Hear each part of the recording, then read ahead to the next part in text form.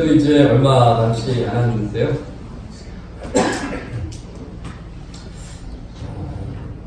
어디 딴 데 안 가시고 이 자리에 나오신 여러분 주님의 이름으로 사랑하고 축복합니다. 너무 귀하다는 생각이 들고 너무 하나님과 감격한 시간이 아닐 수가 없습니다. 오늘 말씀 같이 나누길 원하는데요. 한 사람을 좀 소개하려고 합니다. 이분은 이제 옛날 분이세요. 돌아가셨는데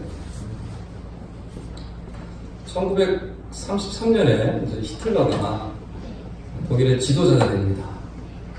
그래서 그때 처음 시작했던 일이 뭐냐면 교회 지도자들을 만나러 갑니다.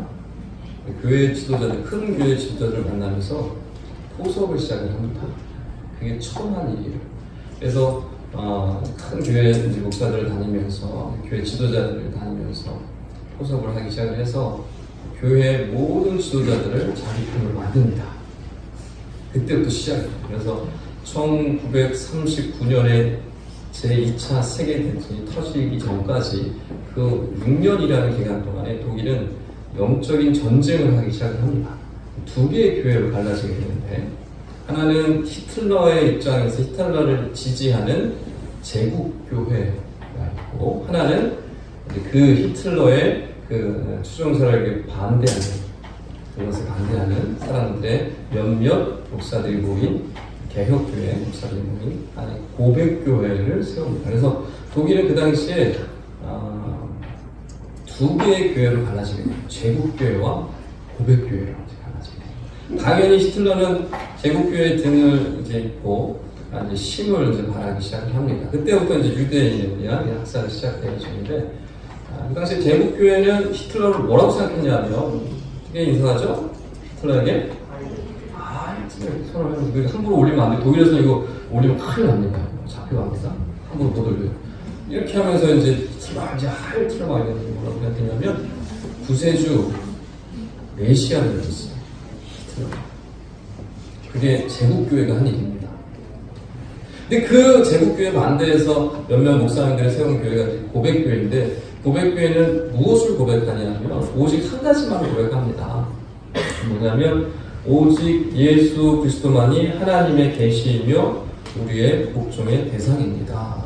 이 고백만 해요. 오직 예수만 따를 존재고 오직 예수만 하나님 보내신 계시라는 것이죠. 그러니까 히틀러는 하나님 보내신 사람이 아니다라는 뜻이고 우리는 히틀러에 복종하겠다는 안 하겠다는 거예요? 안 하겠다는 뜻인 것이죠. 우리 친구 잘 들으세요. 지금 이제 옛날 얘기하는 게 아닙니다. 중요한 얘기를 지금 하는데요. 그 고백교회의 핵심 멤버 중에 한 분이셨던 분이 바로 이제 디트 본헤퍼라는 이제 목사님이십니다. 사진 한번 띄워주세요. 이미 띄워줬네. 지난번에 우리 지금 박항서 감독님도 그렇고 이분도 그렇고 공통점이 있죠. 좀 훤하시죠. 훤하신 분들이 좀 큰 일들 하시는 것 같아요. 이게 이제 30대 후반의 사진인데 30대 후반이에요? 왜 쯧쯧하십니까? 왜? 30대 후반 사진이에요. 이분이 굉장히 천재였어요. 신약 만약에 살아 계셨으면 전 세계 신학에 있어서 굉장히 큰 영향력을 행사하셨을 분인데 이미 지금은 돌아가셨죠. 예전에 돌아가셨습니다. 이분이 히틀러의 만행을 보고 이런 말을 했습니다. 악한 행동을 보고도 침묵하는 것은 그 자체가 악한 행동이다. 하나님은 그런 우리에게 죄 없다 하지 않으실 것이다. 말하지 않는 것도 말하는 것이고 행동하지 않는 것도 행동하는 것이다. 옛날에 김대중 대통령이 아마 이거를 이렇게 약간 캡처해서 연설했던 거 제가 들었던 기억이 나는데 이분이 30살 초반에 이제 미국에 있는 유니온 신학교에서 초청을 받습니다. 전무후무한 일이었어요. 30 초반에 젊은 교수를 초빙한 신학교 교수고 근데 거기 가서 이제 히틀러가 이제 장악하기 시작했기 때문에 미국에 사는 것은 정말 모든 게 다 있는 모든 앞으로의 미래가 장래가 보장이 되는 그런 거였죠. 근데 그것을 1년 만에 접고 모든 사람들을 그 당시에 지식인들은 다 빠져나갈 때 미국으로 유럽으로 다 도망갈 때 다시 독일로 들어가는 사람이죠. 그 어려움 속에 다시 들어가죠. 왜 들어가느냐? 더 이상 가만히 있을 수가 없는 거예요. 히틀러의 그 말을 보면서. 그래서 다시 들어가서 이 반나치 운동을 펼치게 됩니다. 그러다가 1943년에 이제 히틀러 암살 운동에 가담했다는 제목으로 잡혀 들어가게 돼요. 감옥에 갇힙니다. 감옥에 갇히게 돼서 형무소에 갇히게 이제 거기서 이제 계시게 되는데, 그래서 1945년 독일이 패망하기 바로 한 달 전에 교수형을 당합니다. 한 달 전에. 그때가 39. 못다운 나이 39. 근데 이제 그때 1944년 12월 31일 오늘 이 밤 74년 전 오늘 이 밤 마지막 시를 씁니다. 그게 아까 여러분이 처음 찬양한 선한 능력으로 라는 찬양을 했죠? 그게 디트리히 보넬포 목사님이 지은 시입니다. 시를 우리나라에서 이제 가져와서 그 음료를 그대로 같이 이제 독일생들 찬송가를 이렇게 부르거든요. 우리나라에 이렇게 가져와서 좀 작사를 좀 이렇게 했죠. 계산을 했죠. 근데 너무 의욕을 많이 해서 잘 이렇게 와닿지가 않아요. 그래서 제가 원본을 여러분 저기 주보의 맨 뒤에 보시면 주보 보세요. 주보 뒤에 보시면 있죠? 이게 원래 시예요. 이게 원래 시. 시간이 없어서 다 읽어보지 않겠습니다. 이게 원래 시예요. 선한 능력으로 on guten Mächten이라는 독일어입니다. 그래서 하나님의 능력으로 살아간다는 그 내용이 바로 이제 이 시인데, 나중에 한번 꼭 돌아가서 한번 읽어보세요. 저를 보세요. 저를 보시고. 이게 누구한테 바치는 시간이냐면 어머니와 이제 곧 결혼을 앞두고 있는 약혼자.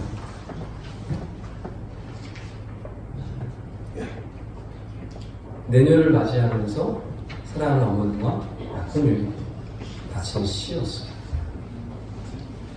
그래서 이거를 독일 사람들이 그렇게 좋아하고 우리 이제 개신교 이제 교회 교인들이 이 노래를 사랑합니다. 그래서 독일에서 이제 많이 부르는데요. 원본을 좀 들어봤으면 좋겠어요. 원본이 준비됐으면 지금 좀 틀어주시면 좋겠는데, 우리나라 그런 의무 지금 다 이제 우리가 좀 비슷하게 가져왔는데, 독일어 이 지금 피츠 이분이 이제 실제 하신 분인데 이분의 음성으로 한번 좀 들어보도록 하겠습니다. 앞에 가사도 띄워지니까 같이 보세요. 내용이 좀 이제 다른 부분도 있습니다. 우리가 부른 거예요.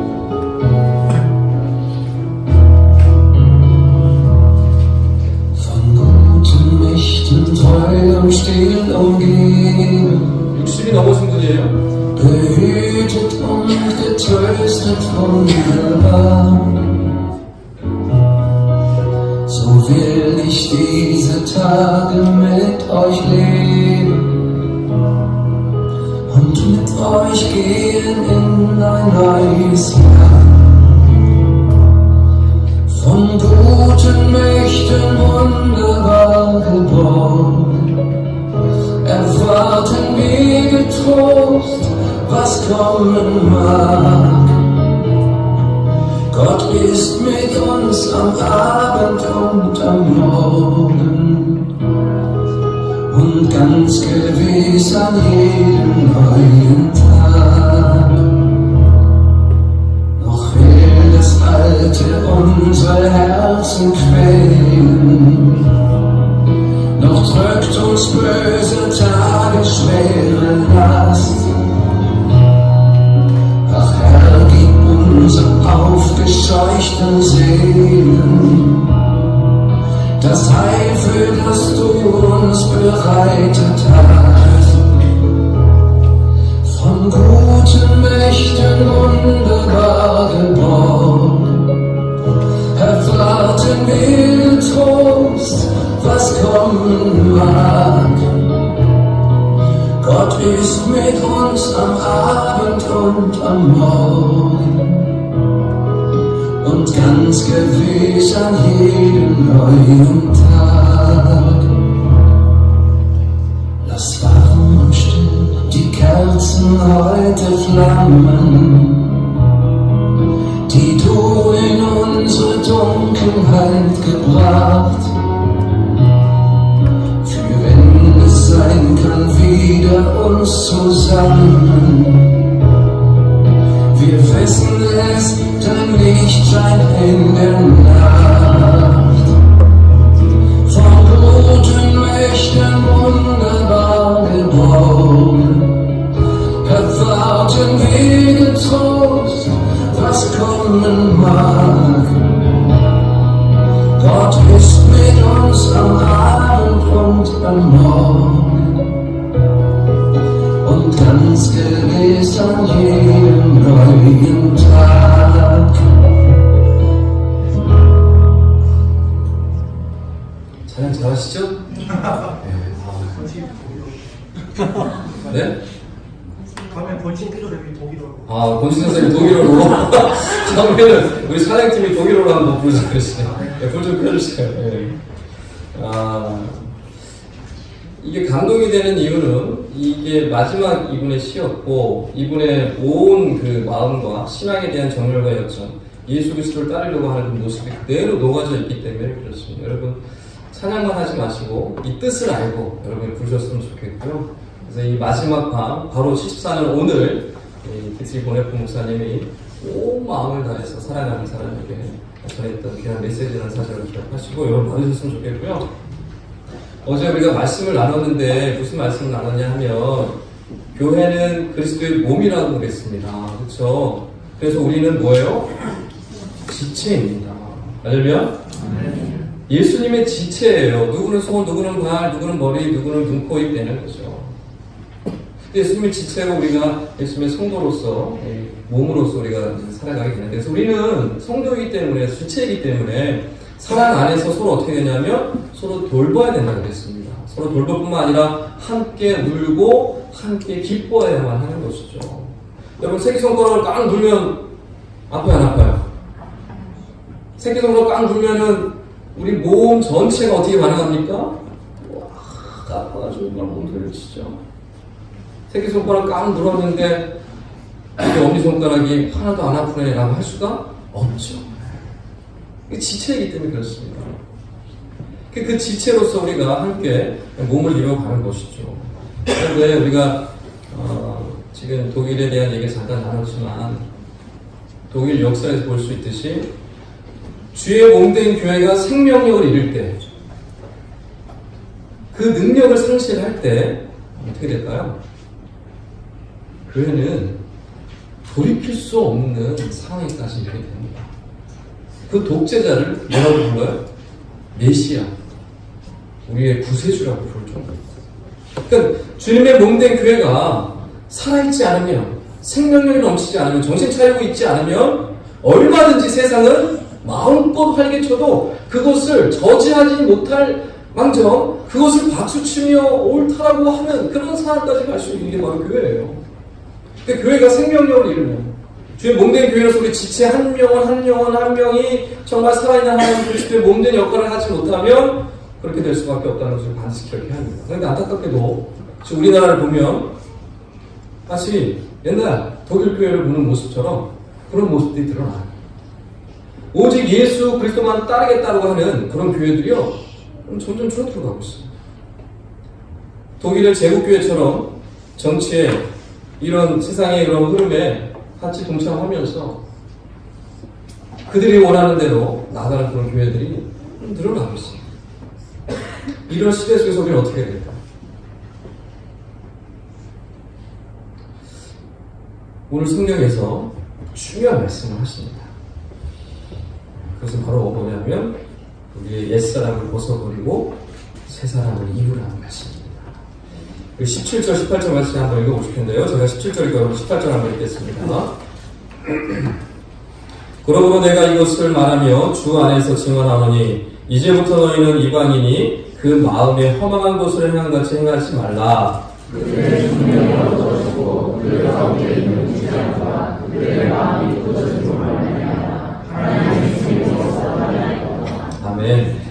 바울은 먼저요, 허망하게 살지 말라라고 얘기를 합니다. 그래서 허망하게 행하다, 살다는 것은 뭐냐면, 이게 생각 없이 행하다라는 뜻이에요. 생각 없이 행하지 말라라는 것입니다. 아무 생각 없이 살지 말라라는 그렇게 얘기하고 있는 거예요. 요즘 우리 중고등부 친구들, 우리 청소년들의 가장 큰 문제 중에 하나가 뭐냐면, 생각하기 싫어한대요. 생각하기 싫어. 그래서 책 읽기도 싫어하고, 누구랑 이렇게 대화하면서, 아이 컨택 하면서, 얘기하고 나누고, 토론하고, 토의하면서, 생각을 서로 나누면서 이렇게 하는 거를 싫어한대요. 철저히 개인적. 왜 이렇게 됐을까요? 전문가들이 말하기로는요, 이 시대 미디어가 문제예요. 미디어는 뭐예요? 핸드폰, 스마트폰, TV, 이런 다양한 인터넷 그런 것들. 그거는 뭐예요? 서로 대화합니까? 그냥 앉아만 있으면 되죠. 그럼 거기 그냥 보여주는 것만 그냥 계속 돌아가니까 그거 보고. 그걸 통해서 생각하는 능력이 어떻게 됩니까? 생각할 필요가 있어요, 없어요? 생각할 필요가 없어요. 그냥 그것만 보고 있으면 돼요. 그러니까 지금 전문가들이 검사를 해보니까 이 청소년들, 특별히 요즘 아이들의 미디어에 이제 중독된 아이들을 보면요, 뇌 구조가 마약하는 사람과 구조가 거의 같다라는 거예요. 중독이 돼서 생각하지 못하고 거기에 끌려서 살아가게 돼요. 그런데 여기서 이제 사도 바울이 이 생각 없이 살아가게 될 때 무슨 얘기를 하냐면, 생각 없이 허망하게 살아가는 사람들을, 이 사람들에게 뭐라고 얘기하냐면, 하나님의 생명에서 떠나있다라고 얘기합니다. 하나님의 생명에서 떠나있대요. 하나님의 생명은 뭘 뜻할까요? 구원, 영생을 얘기하는 겁니다. 생각 없이 살아가는 사람들, 세상의 유혹에 허망한 것에 따라가는 사람들, 세상 통제에 따라가는 사람들은요, 그 안에 영생이 없다는, 구원이 없다라고 얘기해요. 이게 심각한 얘기입니다, 여러분. 중고등부 친구들 잘 들으세요. 친구들. 아무 생각 없이 허망하게 살아가는 사람들. 그렇다면 여러분, 어떻게 생각 없이 살지 않을 수 있을까? 이게 좀 말이 좀 어려운데, 어떻게 생각 없이 살지 않을 수 있을까? 생각하면서 살면 되죠? 우리 중고등부 친구들. 네. 우리 찬이 왔어? 우리 찬이 고마워. 우리 찬이. 찬이. 목사님 찬이만 보면 힘이 나. 찬이야, 우리 생각하면서 살아야 돼. 알았지? 우리 실시간 찬이. 다른 친구들 대답 안 해. 우리 중고등부 친구들 대답 하겠습니다. 우리 생각하면서 삽시다. 네. 원래 이런 톤이에요. 그냥 인정해주세요. 네. 대답하는 게 어려워요. 얼마나 감사한지. 생각 없이 살지 않는 방법, 생각하면 돼요. 근데 여러분, 생각만 하는 게 중요한 게 아니라 어떻게 생각하느냐가 중요하죠. 그죠? 생각한다고 그렇게 다가 아니잖아요. 이상한 생각하고 살아갈 수도 있는 거고, 잘못된 생각하고 살아갈 수도 있는 거고, 생각은 어쨌든 해야 되는데, 중요한 건 뭐예요? 어떻게 생각하느냐라는 거죠. 우리 사도 바울이 생각이 출처에 대한 얘기를 합니다. 생각의 출처가 뭐냐? 제가 19절 여러분 20절 읽겠습니다. 그들이 감각 없는 자가 되어 자신을 방탕에 방임하여 모든 더러운 것을 욕심으로 행하되 오직 너희는 그리스도를 그같이 배우지 아니하였느니라. 20절 제가 다 했나요? 여러분 여기 지금 성경이 지금 제대로 지금 제가 하도 이 글을 걸어가지고 절 구분이 안 돼 있어요. 죄송해요. 다 같이 하고 20절 이게 좀 쑥스럽네. 20절 다 같이 하면 오직 시작. 오직 너희는 그리스도를 그같이 배우지 아니하느니라. 아멘. 여기서요 재밌는 게 뭐냐면 허망하게 행하다. 허망하게 행하다는 뭐 하지 않는다는 거라고 했어요? 생각하지 않는다는 거였죠. 생각하지 않는다는 그 단어의 반대 단어를 사용했는데 이게 뭐냐면 배우다라는 단어. 배우다. 여기 이제 20절에 나오는 그 반대말이 배우다라는 뜻인데 이게 뭐냐면 생각하다, 지식을 얻다라는 뜻이에요. 이게 반대말로 이렇게 지금 사도 바울이 사용을 하는 거예요. 그러니까 지금 사도 바울이 얘기하기를 우리의 생각과 지식의 출처는 우리 자신이 아니다. 누구라는 거예요? 예수님이어야만 한다는 거예요. 우리 생각이 출처가요, 내가 아니라 누구여야 된다는 거예요? 예수님이어야 되는 거예요. 내가 생각이 아무리 뛰어나고 좋고 아무리 훌륭하고 좋아 보여도 막 엄청난 대단한 어떤 생각을 끄집어낸다고 하더라도 그 생각은 반드시 예수 그리스도가 가르쳐 주는 것으로부터 예수 그리스도로부터 오는 생각으로 우리가 살아가야 된다라고 지금 그 얘기하고 생각의 출처에 대한 얘기를 하고 있는 거예요. 신앙생활 하는데 여전히 수십 년 신앙생활 했는데도 불구하고 세상과 다르지 않게 살아가는 분들이 간혹 있습니다. 왜 그럴까요? 왜 그럴까요? 신앙생활을 굉장히 오래 했는데요, 세상 사람과 별 구분이 안 돼. 왜 그럴까요? 생각이 어디의 생각이에요? 자기 생각. 세상이 주는 생각. 세상이 주는 생각들을 따라 살아가다 보니까 이게 세상 사람들하고 다를 게 없는 거예요. 구별이 안 돼요, 구별이. 생각을 잘해야 되는데, 무슨 생각으로 살아가는 거예요? 세상이 주는 생각으로. 내 욕심과 내 생각으로 살아가는 거예요. 그러니까 변화가 없는 것이고, 세상 사람들과 다르지가 않은 그런 모습들일 수밖에 없는 것이죠. 여러분, 초대교회 때 왜 그렇게 많은 그리스도인들이 잡혀가고 순교당했을까요? 왜 그랬을까요? 그들이 세상과 달랐기 때문에. 여러분, 세상과 똑같았으면 예수를 잡아다가 죽였을까요? 순교자들이 그렇게 많이 났어, 초대교회 때. 다 이렇게 사자밥이 되고, 불태운 죽음당하고, 목베이 당하고, 고통당하고, 막 산채로 막 이렇게 고문당하고. 왜 이렇게 수없이 많은 사람들이 초대교회에서 희생당하고 순교당했습니까? 세상하고 다르게 살아가니까 생각하는 것도 다르고 말하는 것도 다르고 살아가는 모습도 형태도 다르고 살아가는 삶의 방식이 다 다른 거예요. 그리고 어떻게 된 거예요? 세상이 다르니까 가만두질 않는 거예요. 그래서 순교하는 사람이 그렇게 많았어요. 그렇게 여러분 잘 한번 생각해 보십시오. 예수 믿지 않는 사람이 여러분을 바라볼 때 이상하게 보지 않으면 문제가 있는 거예요, 없는 거예요? 다시 한번.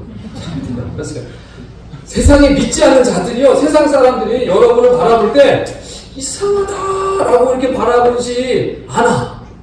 그러면은 여러분 문제가 있는 거예요, 없는 거예요? 문제가 있는 거죠. 왜요? 다르지 않으니까. 다르지 않으니까.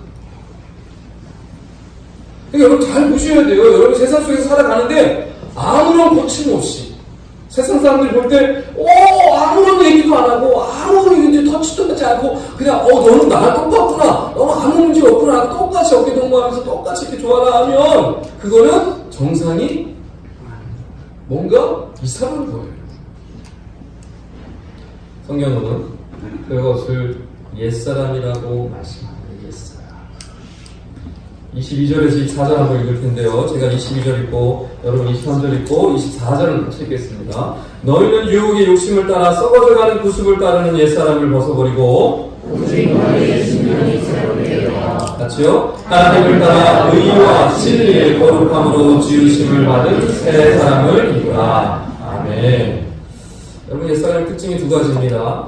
유혹의 욕심을 따르는 것이고요, 썩어져가는 구습을 따라가는 것. 썩어져가는 구습이 뭐냐면 과거의 습관. 그러니까 뭐냐면 내 유혹, 내 속에 있는 그 욕망, 욕심을 그 유혹을 따라서 막 살아가는 모습. 그건 뭐예요? 옛사람이에요. 그리고 과거의 습관들 있죠. 내가 끊지 못하는 나쁜 습관들, 과거에 매여있는 그 습관들, 그거를 따라 살아가는 사람도 옛사람인 거예요. 여전히 옛사람이에요. 그것을 뭐 하라는 거예요? 벗어버리라.